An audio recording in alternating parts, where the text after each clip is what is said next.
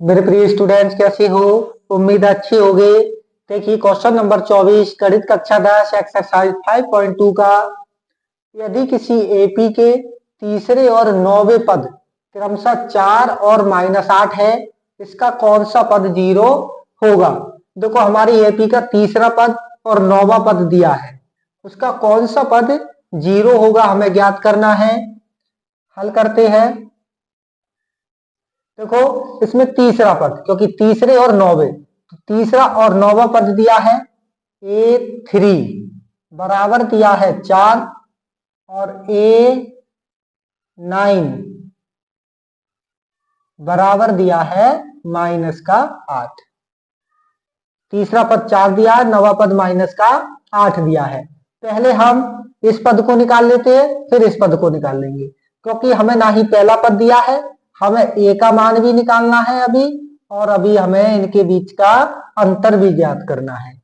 तो हम पहले तीसरे पद को ज्ञात कर लेते हैं। an बराबर a प्लस n-1d, ये होता है हमारा फॉर्मूला। nवें पद के लिए फॉर्मूला होता है। देखो, an का मान दिया है 4, ए का मान नहीं दिया है, प्लस n का मान दिया है 3, क्योंकि ये तीसरा पद है, -1, डी का मान नहीं दिया है। 4 बराबर a प्लस 3 में से 1 घटाएंगे 2d, ये हो गई हमारी समीकरण नंबर 1। अब हम निकाल लेते हैं नवा पद। A9 बराबर दिया है 8। an बराबर a प्लस n-1d, an का मान दिया है हमारा -8 बराबर a का मान नहीं दिया है, प्लस n का मान दिया है 9, तो 9 - 1, d का मान नहीं दिया है। -8 बराबर a प्लस 9 में से 1 घटाएंगे 8 गुणा में है d, ये हो गई हमारी समीकरण नंबर 2। समीकरण 1 और समीकरण 2 दोनों समीकरण को हम विलोपन विधि से हल करते हैं, या d का मान या a का मान ज्ञात कर लेते हैं। तो देखो, समीकरण 1 व 2 से विलोपन विधि द्वारा समीकरण 1 और 2 को हल करते हैं। समीकरण 1 दिया 4 बराबर a प्लस 2d, और समीकरण 2 दिया -8 बराबर a प्लस 8d। दोनों समीकरण को हल कर लेते हैं। हम नीचे वाली समीकरण में चिन्ह विपरीत कर देते हैं, तो यहाँ माइनस है तो प्लस कर दिया, यहाँ प्लस है तो माइनस कर दिया, प्लस है तो माइनस कर दिया। यहाँ देखो, a प्लस का a माइनस का दोनों कैंसिल हो गया, प्लस का 4 प्लस का 8, 4 और 8 12 बराबर 2d में से 8d घटाएंगे तो माइनस का बचेगा 6d। 12 और इस -6 को, क्योंकि d के गुणा में इधर लेकर आएंगे, तो ये हो जाएगा 12 बटे में -6 बराबर में बच गया d, तो d का मान आ गया 6 दूनी 12 -2, d का मान आ गया हमारे पास -2। अब हम d का मान हमें प्राप्त हो गया, a का मान और ज्ञात कर लेते हैं।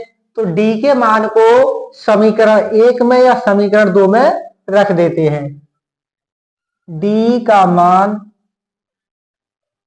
समीकरण 1 में रखने पर, समीकरण 1 क्या है? 4 बराबर a प्लस 2d, 4 बराबर a प्लस 2 गुणा में d का मान -2, 4 बराबर a प्लस 2 दूनी 4, माइनस का है तो माइनस का 4, 4 बराबर a प्लस माइनस -4, 4 और इस -4 को इधर ले आएंगे तो प्लस का 4 बराबर में बच गया हमारा a, तो a का मान आ गया हमारा 4 और 4 8। यहाँ हमारा ए का मान आ गया 8, डी का मान -2। अब हम कौन सा पद हमारा 0 होगा, अब हम ज्ञात कर लेते हैं। ए एन बराबर ए plus n -1 D. A N हमारा कौन सा पद 0 होगा, तो ए एन का मान 0 बराबर ए का मान 8 प्लस n हमें निकालना है n-1, डी का मान -2। इस 8 को 0 के इधर ले आए तो प्लस का 8 है तो ये हो जाएगा -8 बराबर में बच गया हमारे पास n-1 गुणा में -2। -8 और ये -2 n-1 के गुणा में है, इधर आएगा तो ये भाग में आ जाएगा, -2 और इधर बच गया हमारे पास n-1।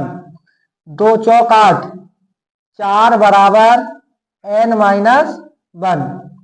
-1 को इधर ले आओ तो ये 4 इधर दिया है, ये हो जाएगा प्लस का 1 और ये बचा हमारे पास n, तो n बराबर हो गया 4 और 1 5। इस समांतर श्रेणी का 0वां पद होगा वो 5वां पद होगा। यही हो गया हमारा आंसर। धन्यवाद।